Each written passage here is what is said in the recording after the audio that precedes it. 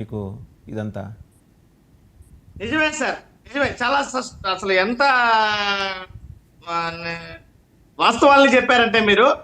కుప్పాన్ని అభివృద్ధి మాకు చూడడం కనపడటం లేదేమో. 8 టర్ములుగా 1989 నుంచి 2024 వరకు 8 సార్లు శాసనసభ్యుడిగా చంద్రబాబు నాయుడు గారు కుప్పం నుంచి గెలిచారు.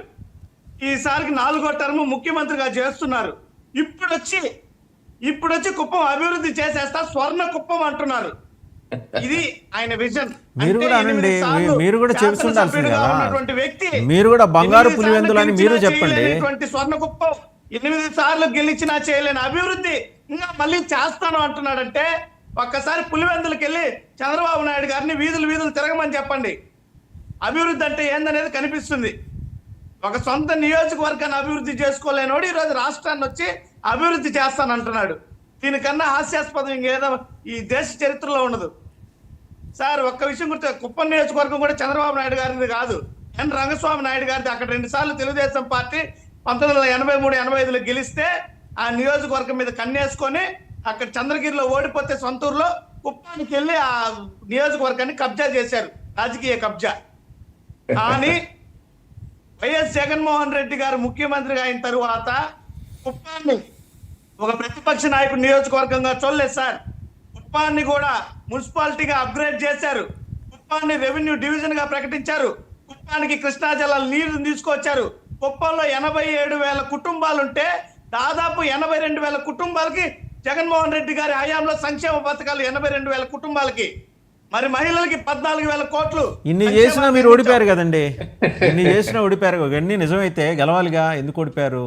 ఇదే సార్, ఇప్పుడు నేను ప్రజల సహజ స్వభావాన్ని నేను చెప్పాను కదా సార్.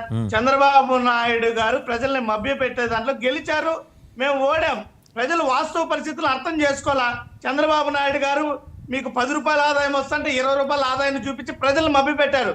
వెనక పవన్ కళ్యాణ్ గారిని ఒకరిని తగిలించుకొని చంద్రబాబు నాయుడు గారిని ఎలాగో నమ్మరు కాబట్టి పవన్ కళ్యాణ్ గారిని ముందు పెట్టేసి ఈ యొక్క సంక్షేమం పేరుతో మభ్య పెట్టారు. అలాంటి నమ్మకం ఉన్న ఒక్క నాయకుడిని కూడా మీ నాయకుడు తయారు చేసుకోలేకపోయాడా? అలాంటి నమ్మకం ఉన్న నమ్మకస్తుడైన ఒక నాయకుడిని కూడా మీ నాయకుడు తయారు చేసుకోలేకపోయాడా? ద్రోహం, నమ్మక ద్రోహం. ఈరోజు సూపర్ సిక్స్ ఎవరు చేశారు సార్ మీకు నమ్మక ద్రోహం? నమ్మక ద్రోహం. ప్రజలు నమ్మక ద్రోహం చేశారా మీకు? రేపు వస్తుంది అధికారం, ఈ ఏడాది కాకపోతే రేపు 29లో తీసుకుంటాం. ప్రజల నమ్మకాన్ని కోల్పోయే అవసరం మాకు లేదు. ఎందుకు సార్ ఇలాంటి బతుకు, ఇలాంటి నీతి మాలిన రాజకీయాలు అవసరం లేదు.